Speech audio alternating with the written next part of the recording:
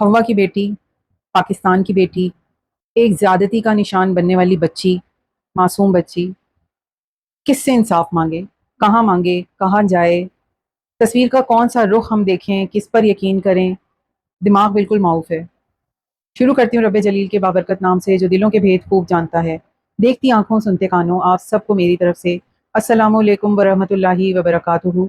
इस दुआ के साथ कि अल्लाह ताला आप सबको, आप जहाँ कहीं भी हैं, खुश रखे, आबाद रखे, सेहत के साथ, अपनों के साथ, अपने हिफ्ज़ व अमान में रखे। और तमाम बच्चों की, बच्चियों की हुर्मत को, इज़्ज़त को महफूज रखे। हर एक की माँ, बेटी, बहन, बहू, बीवी, सबकी इज़्ज़तों को अल्लाह ताला ही महफूज रख सकता है और अपने अमान में रखे। क्योंकि इस दरिंदों के, इस गिद्धों से भरे हुए जानवरों के इंसान की शक्ल में जो फैले हुए हैं इस माशरे में, उनसे बचना औरत का शायद बहुत मुश्किल हो गया है। और अगर कोई उसका शिकार हो जाए तो इंसाफ हासिल करना बहुत मुश्किल हो गया है।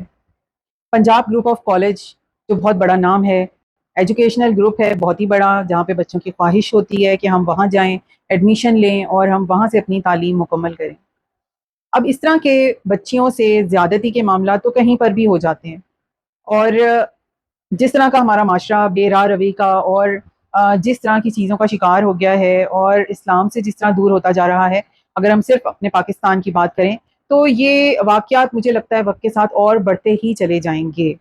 क्योंकि यहाँ पर किसी का अपना कोई मियार नहीं रहा है, हर कोई दूसरे को देखकर दूसरे कल्चर्स के पीछे लगता है। और जो उन्हें अल्लाह की तरफ से कुरान और सुन्नत की रोशनी में जो हुदूद दिए गए हैं उससे सब दूर होते जा रहे हैं। जब अपने घरों से भी जो है इस्लाम दूर होता जा रहा है, तो जब इस्लाम से दूरी होगी मसाइल भी पैदा होंगे और 100 में से कोई एक उसका शिकार भी हो जाएगा।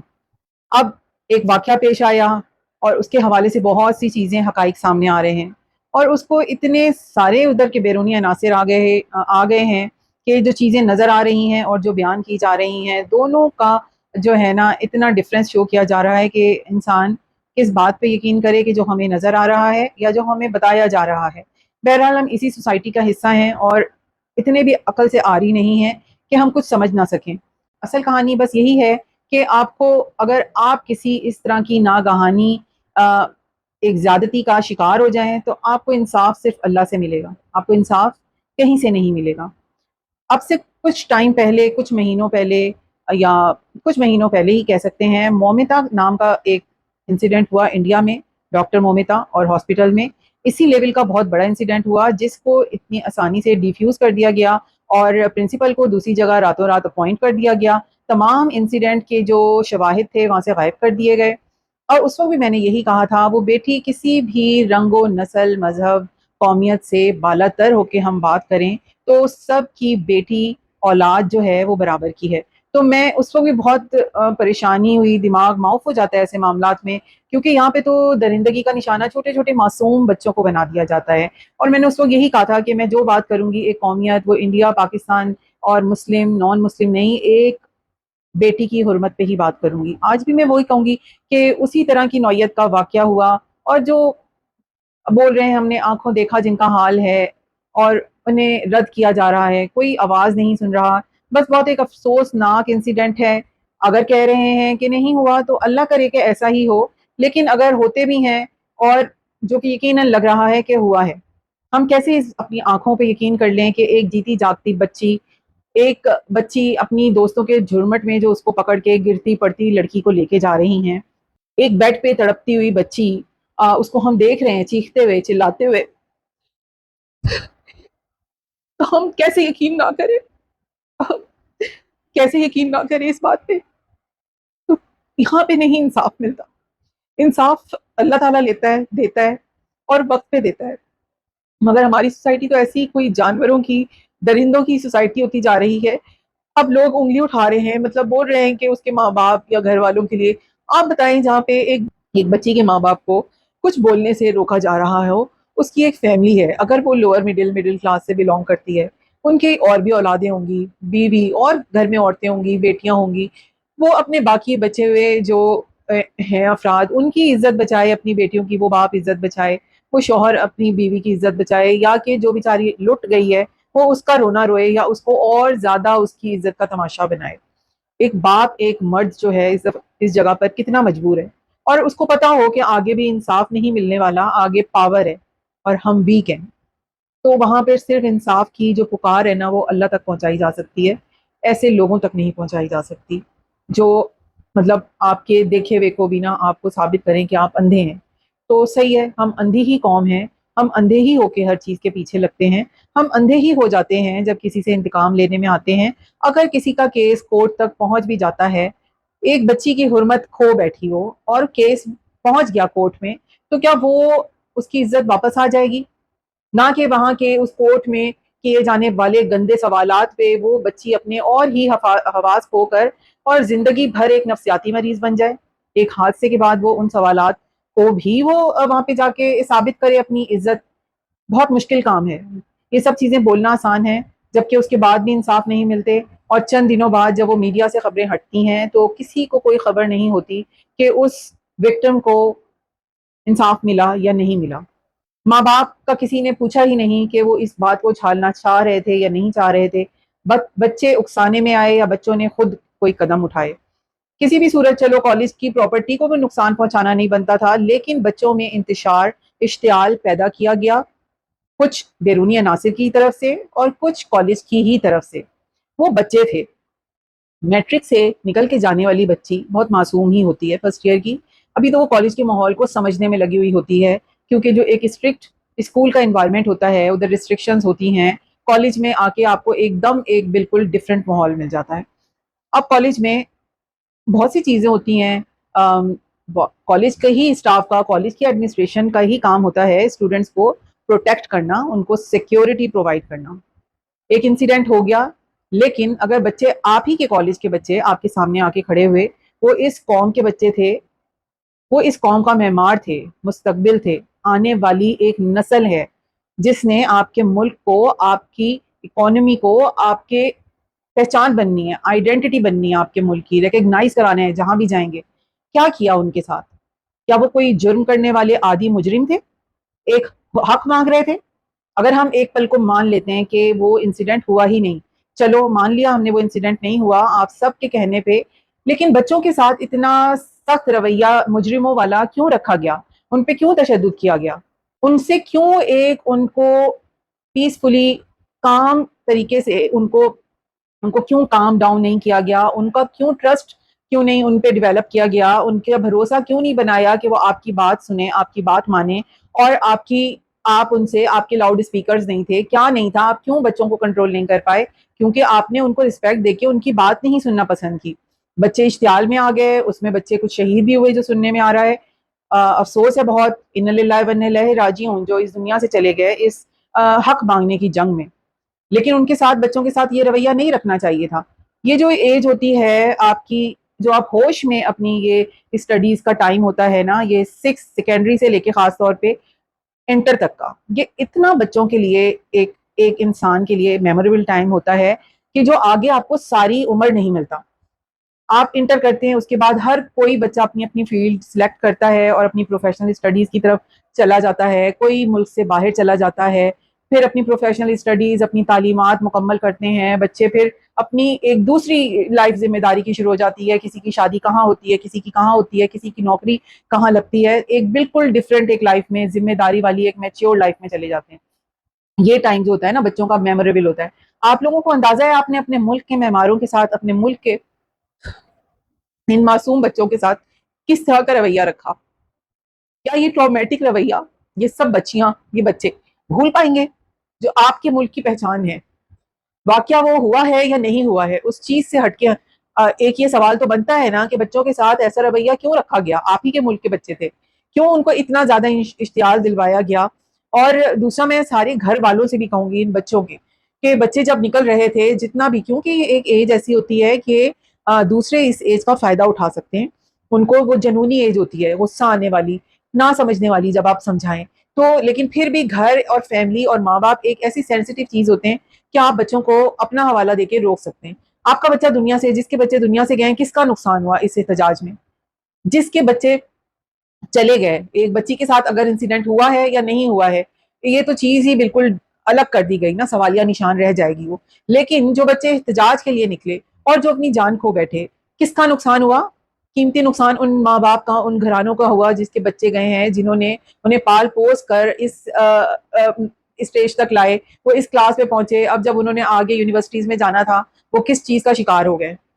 تو اپنے بچوں کو بھائی ایسے ہجوم، ایسے احتجاجوں سے روکیں کہ جہاں پہ انصاف کی کمی ہو، کیونکہ آپ کا نقصان جو آپ کے بچے کا ہے نا، وہ کوئی دنیا، وہ کوئی حکومت، وہ کوئی بھی دوسرا اشتعال دلانے والا نہیں بھر پائے گا۔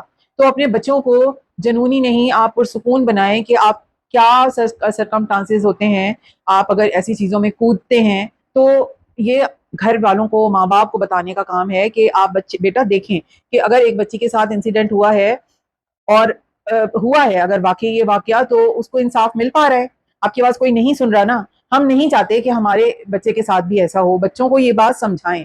مجھے تو یہی لگتا ہے بھائی بچے بہت قیمتی ہیں، اور اپنے ماں باپ اپنے گھر والوں کے لیے ہی قیمتی ہیں، باقی وہ کسی کے لیے نہیں ہیں، باقی دوسروں کے لیے وہ کیڑے مکوڑے ہی ہیں، کوئی آپ کے بچے کو بچہ نہیں سمجھے گا۔ تو یہ جو بچیاں نکلی ہوئی ہیں اتنے ہجوم میں، مطلب جہاں پہ بیرونی عناصر بھی آ گئے ہوں، کہاں کہاں سے لوگ جمع ہو گئے ہوں کہ ہم اس احتجاج کا حصہ بن رہے ہیں، وہیں پہ اسی میں اسی طرح کے درندے، اس طرح کے جانور موجود ہوتے ہیں جو کہ آپ کی بچی کا اگر منہ دبا کے کہیں سائڈ پہ کھینچ کے لے جا کے اور بھی بچیاں نشانہ اس طرح کی بنے تو آپ کیا کر لیں گے؟ میرے خیال سے تو عقل کا مظاہرہ یہی ہے کہ اپنے بچوں میں اس طرح کی جنونی کیفیت کو روکا جائے اور انہیں کسی بھی اور جو ہے حادثے کا شکار ہونے سے بچایا جائے۔ باقی انصاف کی ہم اللہ تعالیٰ سے ہی امید کر سکتے ہیں۔ اتنا زیادہ یہ سیڈ انسیڈنٹ ہے، جب ڈاکٹر مومتا کا ہے وہ تو انڈین کیس تھا، اس پہ اتنے دن تک جہاں تصویر نظر آتی تھیں تو ایک دل دہل جاتا تھا، اتنا زیادہ مطلب دل پھٹ جاتا تھا کہ یہ کیسا واقعہ ہے۔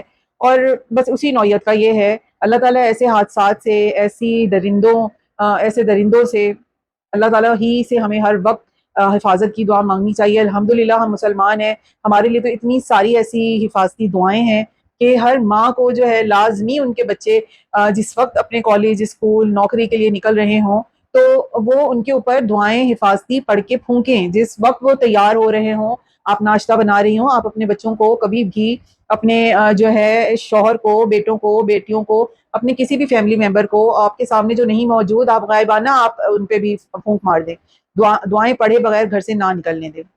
وہیں ساتھ ساتھ میں ایک بات یہ بھی کرنا چاہوں گی، اس بچی کا جو واقعہ پیش آیا، جو کہ کہا جا رہا ہے کہ نہیں پیش آیا، تو ہم اگر نہیں آیا تو اللہ تعالیٰ پھر بھی ہر بچی کو محفوظ رکھے، اور اگر آیا بھی ہے تو میں یہ پوچھتی ہوں اس یوٹیوب پہ بیٹھے ہوئے ان تمام نیگیٹو ریئیکشنز والوں سے کہ یہ بچی ایک تعلیم کے حصول کے لیے گئی تھی نا، کیا قصور تھا؟